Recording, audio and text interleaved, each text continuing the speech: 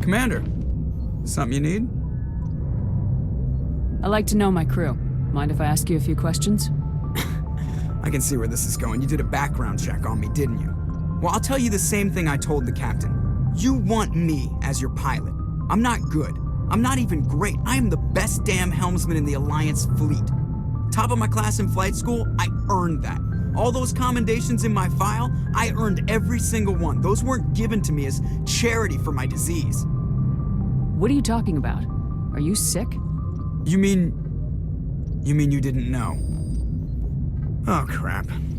Okay, I've got Vrolik syndrome, brittle bone disease. The bones in my legs never develop properly. They're basically hollow, too much force and they'll shatter. Even with crutches and my leg braces, it's hard to get around. One wrong step and crack! It's very dramatic, but I've learned to manage my condition, Commander. Put the Normandy in my hands and I'll make her dance for you. Just don't ask me to get up and dance unless, you like the sound of snapping shin bones. Why does everyone call you Joker? It's a lot shorter than saying Alliance Flight Lieutenant Jeff Moreau. Plus, I love to make little children laugh. I was just thinking how much you remind me of Santa Claus. Look, I didn't pick the name. One of the instructors in flight school used to bug me about never smiling. She started calling me Joker, and it stuck. Why didn't you ever smile? Hey, I worked my ass off in flight school, Commander. The world's not gonna hand you anything if you go around grinning like an idiot. By the end of the year, I was the best pilot in the academy, even better than the instructors, and everybody knew it. They'd all got their asses kicked by the sickly kid with the creaky little legs. One guess who was smiling at graduation? I have to go. All right, see ya.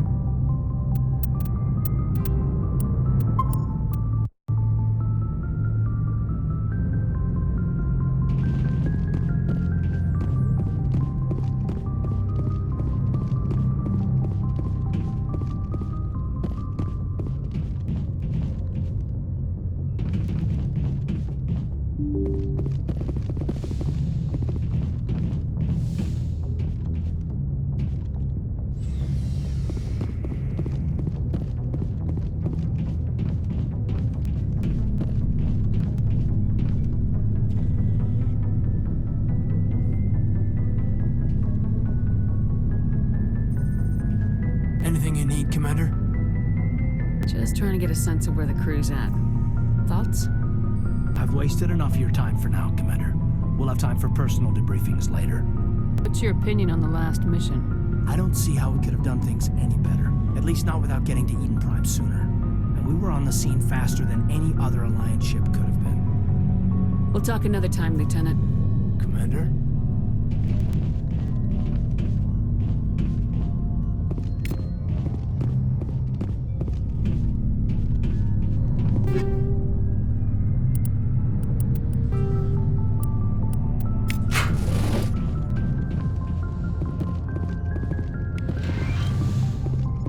Yes, Commander? Is there something you need?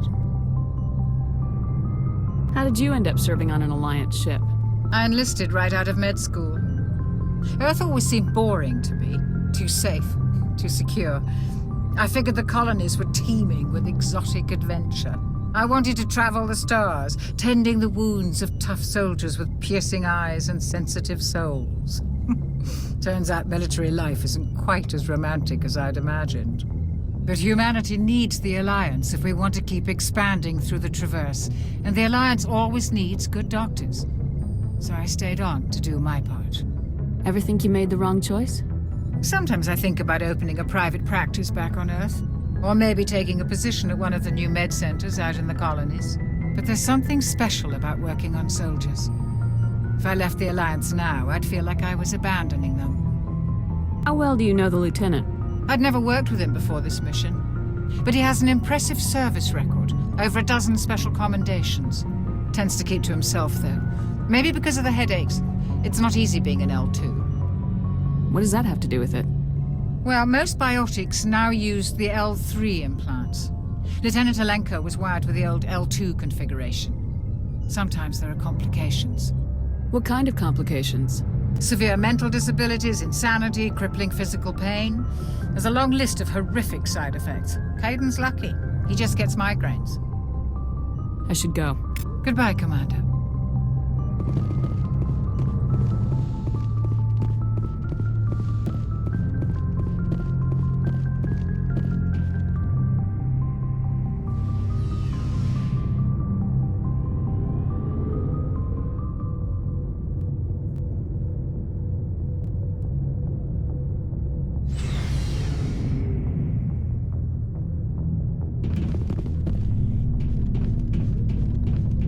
Nice ship you've got, Shepard.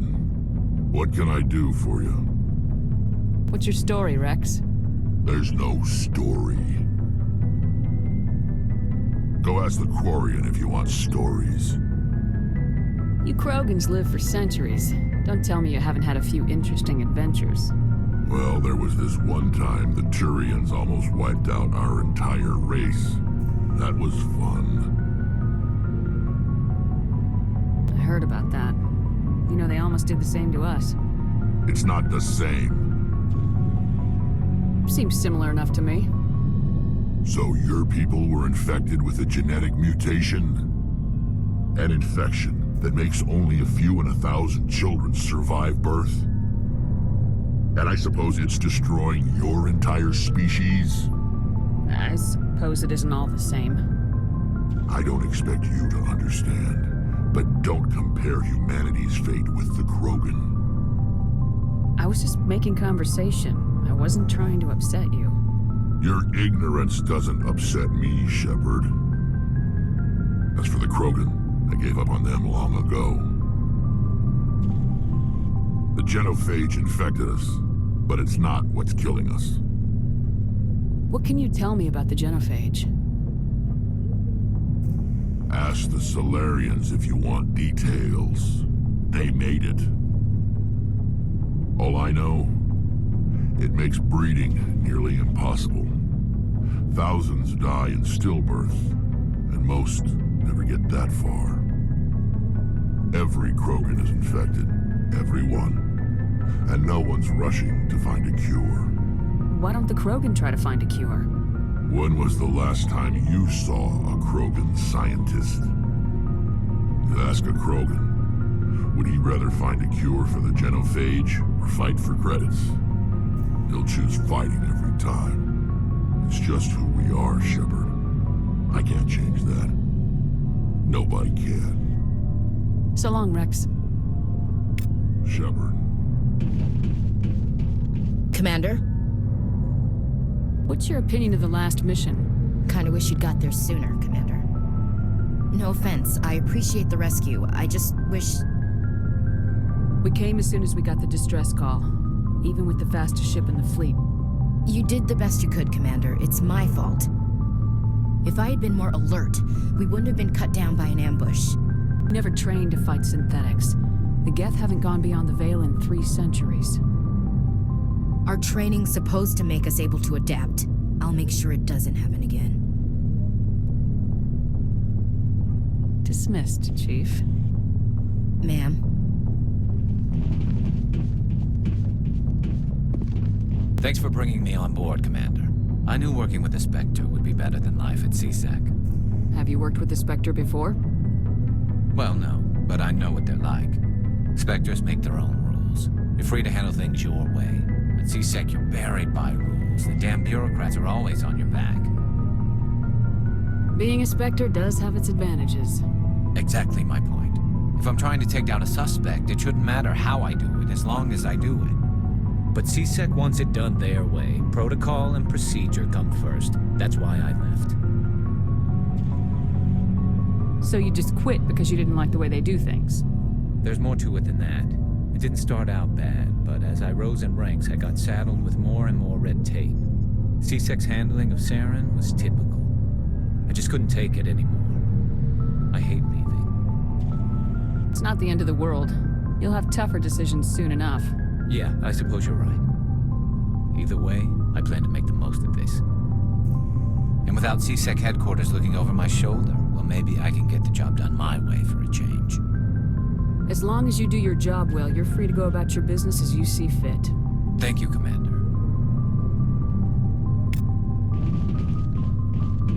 Hey, Commander. Looking for some extra supplies before you head out? What have you got? Whatever you want. Armor, weapons, mods. It's not standard Alliance issue, but that's not necessarily a bad thing. Well, as long as you don't mind paying for it. Why should I pay you for my weapons and armor? My stuff doesn't come from the Alliance. I have to purchase it myself, and it's not cheap. Hell, the licenses alone have set me back more than I'd like. But no licenses, no goods. Without the goods, I'm out of a job. How often will you get new items? Well, that depends on how many licenses you've purchased.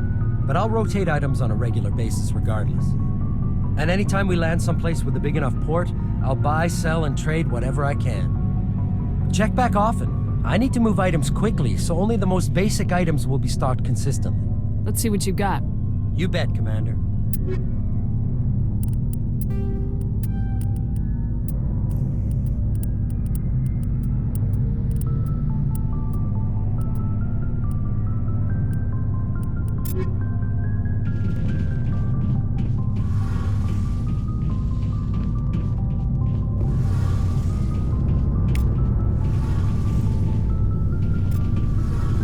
Commander, you know that Quarian, Tali? She's been spending all her time down here asking me about our engines. I'll tell her to leave you alone. What? No, she's amazing. I wish my guys were half as smart as she is. Give her a month on board and she'll know more about our engines than I do. She's got a real knack for technology, that one. I can see why you wanted her to come along. I figured she'd be a real asset to the team. You've got an eye for Tali, Commander, but I'm guessing that's not why you came down here. Fill me in on the IES stealth system. How does it work exactly? You can't hide a ship out in space. They emit too much heat and radiation. Too easy for sensors to pick them up, unless you find a way to capture those emissions. So our stealth systems trap the energy we give off in storage sinks built into the ship itself. No emissions to give away our location. Eventually the sinks have to be vented. More than a few hours silent running and they overheat. Cook us inside our own hull. There's no way for anyone to detect us? A visual scan can still pick us up. Anyone looking out a window can see us plain as day. But you have to be pretty close to get an actual visual out in space. Most vessels rely on scanners. As long as the stealth systems are engaged, they can't see us. Not unless we accelerate to FTL speeds. Why doesn't it work with faster-than-light travel? Cranking up to FTL blue shifts our emissions, pushes them into frequencies too high to capture in the sinks. As soon as we make the jump, it's like setting off a flare. Sensors can pick up our location whenever we enter or exit FTL flight, but for short-range missions, our stealth systems are amazing, and we've got the only one. Where else have you served, Adams? If you name a class of Alliance ship, I've probably served on it. Everything from dreadnoughts and carriers right down to frigates like the Normandy. My last assignment was on the Tokyo, only a cruiser, but she was a good ship. Couldn't hold a candle to the Normandy, though. Carry on, Adams. Aye, aye, Commander. Your ship's amazing, Shepard. I've never seen a drive core like this before. I can't believe you were able to fit it into a ship this small. I'm starting to understand why you humans have been so successful. I had no idea Alliance vessels were so advanced. The Normandy's a prototype, cutting-edge technology. A month ago, I was patching a makeshift fuel line into a converted tug ship in the flotilla. Now, I'm sitting on board one of the most advanced vessels in Citadel space. I have to thank you again for bringing me along. Traveling on a vessel like this is a dream come true for me. I had no idea you found ship technology so interesting. It comes with being a Quarian. The migrant fleet is the key to the survival of my people. Ships are our most valuable resource. But we don't have anything like this. We make do with cast-offs and second-hand equipment. We just try to keep them running for as long as we can. Some of the fleet's larger vessels date all the way back to our original flight from the Geth. I can't believe your fleet's still using ships that are 3 centuries old. They're constantly being repaired, modified, and refitted. They aren't pretty, but they work. Mostly. We've tried to make ourselves as independent as possible on the flotilla. Grow our own food, mine, and process our own fuel. But some things we just can't make on our own. A patch to maintain the hull integrity requires raw materials we just don't have. That's why our pilgrimages are so important. I want to know more about the pilgrimage. When my people reach maturity, We leave our birth ships and seek acceptance with a new crew. It's necessary to maintain genetic diversity among the fleet. But no ship wants to accept someone who will be a burden on them. So, to prove our worth, we embark on a pilgrimage. We set out alone, leaving the flotilla and our families behind us. We only return once we have found something of value we can bring back to the fleet. This is presented as a gift to the captain of the respective ship we wish to join. If the gift is accepted, we are welcomed into the crew. Can a captain choose to reject the gift? That doesn't happen often. Most captains are eager to increase the size of their crew. It increases their own standing in our society. Even when a gift is not particularly valuable, the captain usually accepts it out of a sense of tradition. However, there is a stigma to presenting a substandard gift. It's not the best way to make a good impression on a new community. Most pilgrims don't return until they find something worthwhile. I want to talk about something else. Like what? Tell me about your people. Our lives aren't easy. Resources are scarce, and we are constantly on the move. Everything we do must in some way contribute to the continuation of the migrant fleet. There are 17 million Quarians in the flotilla, and each of us relies on the others for survival. The bonds among my people are strong. Unfortunately, we have had to surrender many of the freedoms and civil liberties other species take for granted. What kind of freedoms? Well, it's illegal for parents to have more than one child. If our population grows too much, it would strain our resources to their breaking point. Of course, we also can't allow our numbers to become too few. If our population is in decline, the rule against single births is temporarily repealed. In extreme cases of population decline, incentives are even offered to encourage multiple births, though the Conclave hasn't had to take such measures in nearly a century. That's your government. The Conclave is our civilian branch of government. Each ship can elect a representative to serve on the Conclave and make decisions that affect the fleet as a whole. On matters that affect an individual ship, however, the captain has the final say. It's a tradition that dates back to the early days, when the fleet was governed by martial law. Fortunately, most captains nowadays are smart enough to have an elected council from their crew to give them advice and guidance. So the ultimate power rests with elected officials? In practice, the Conclave and the respective council for each ship tend to set the rules that govern our daily lives. But in theory, we are still under military jurisdiction. The 5 top-ranking military officials in the fleet serve on the Admiralty Board. These 5 have the power to overrule any decision by the Conclave in case of emergency. To do so requires unanimous agreement among the Admiralty, and they can only do this once. After that, the entire board must resign their posts. It's a safeguard that served us well. In nearly 3 centuries, the Admiralty Board has only overruled the Conclave 4 times. I should go. See you later.